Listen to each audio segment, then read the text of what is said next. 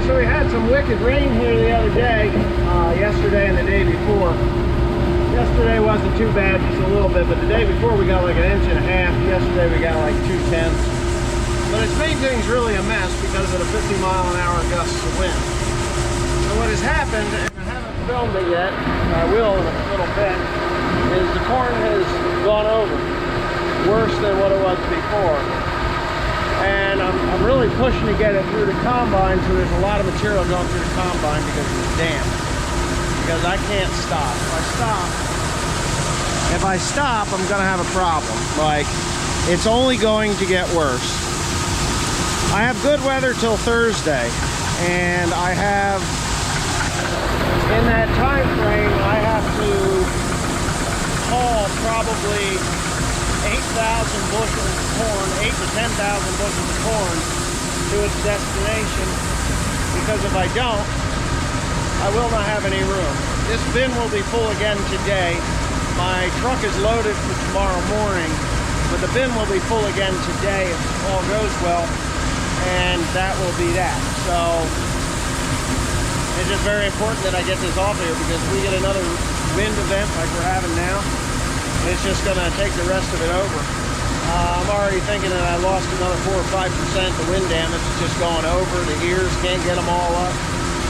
You'll see. I'll show you. You will see. Alright, so I'm going to park this here. This corn that's out here, I'm just going to show you when I get going. Give me a second. Let's see. It is down and it's getting worse by the minute.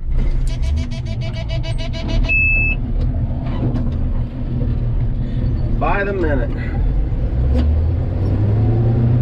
I have a lot of confidence in these snoots. I bent that snoot out there on the end this morning, and I had to, it broke it actually. I had to heat it up with a torch and get it all back into position.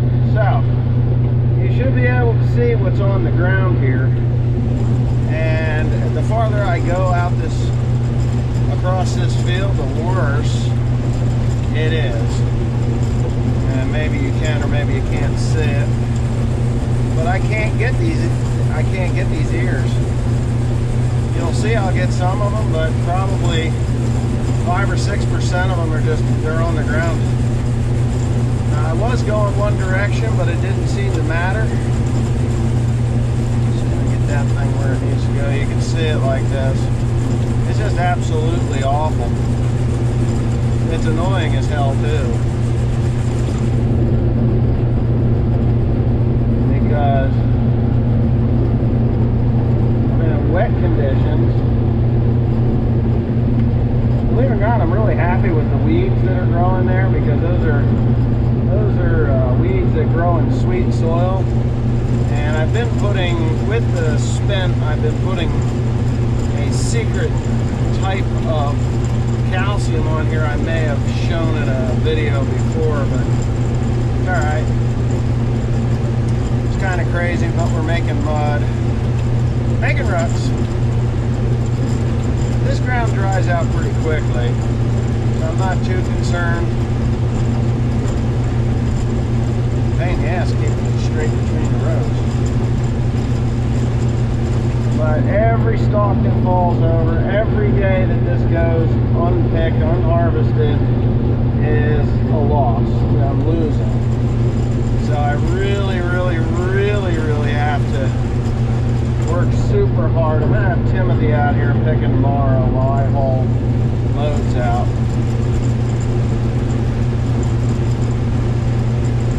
Somebody's text messaging me.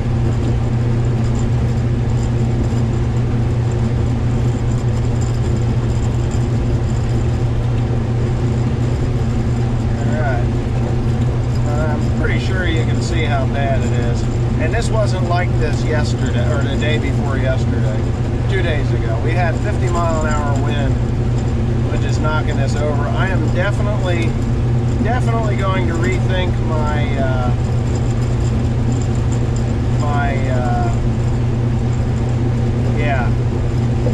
variety choices this coming year. I think I'm going to leave some of the taller varieties out of my mix.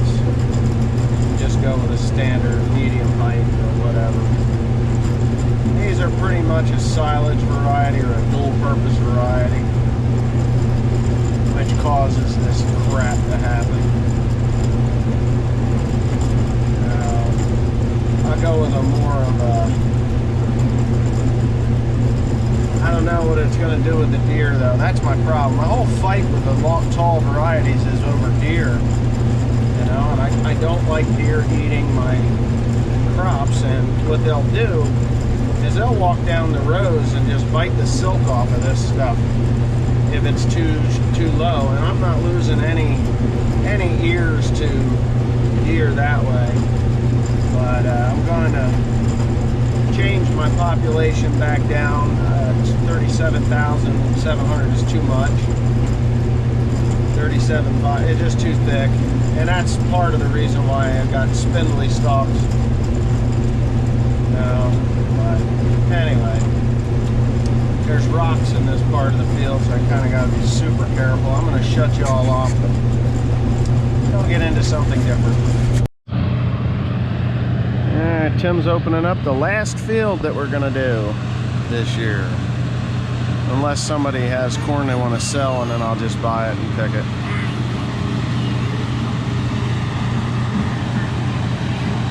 That outside round was pathetic.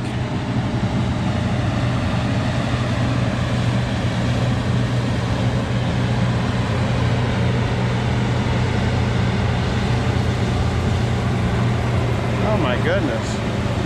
Wet. I can tell you it's wet. And that header needs to be rebuilt. In bad shape.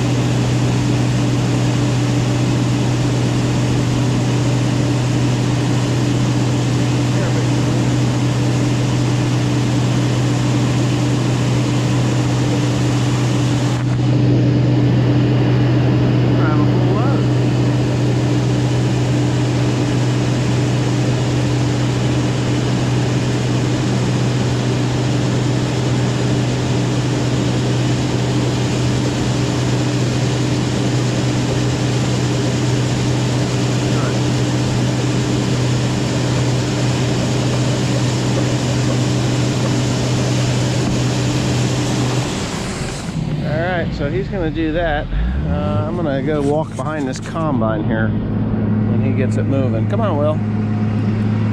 Come with me.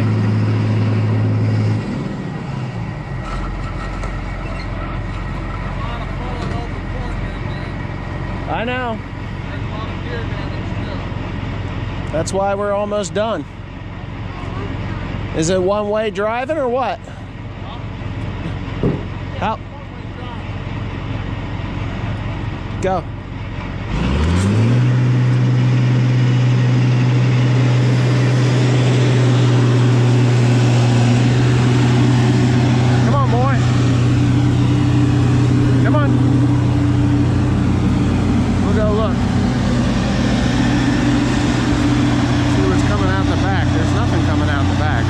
set right.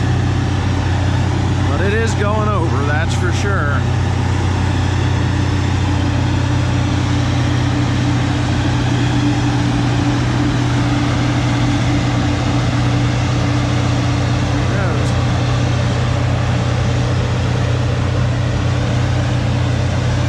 Our biggest problem is shelling out in the head. And you see, I got horse nettles in here. This corn that's here, that's coming out in the head.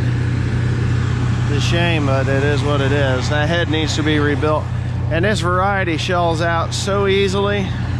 But this is what he's dealing with, this crap here. Anyway. We got thistles and horse nettles. This is how you want those cobs to come out of the back of your combine like that.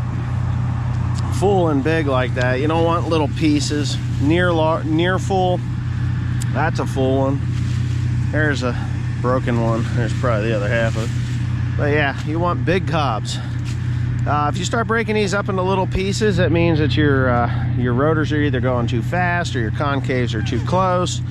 And you want it to shell out completely. And if, you know, even the end kernels have shelled out, which in the beginning when it's really damp, that one variety I had, they didn't shell worth a darn. And I mean not worth a darn. But the little bit of loss that we have, it's not coming out the back. This is the kind of crap that happens when they do break, because then it'll leave a little bit on there. That's actually shelling out pretty hard too. But anyway, me and Will are gonna go ahead and take off for the farm so we can get that up the bin. It's doing a pretty decent job. That's what you want to see. All this is perfect. Mr. Will. Okay, let's hop. That's not what you want to see. He says it's really bad in there. I'm hoping to be done today.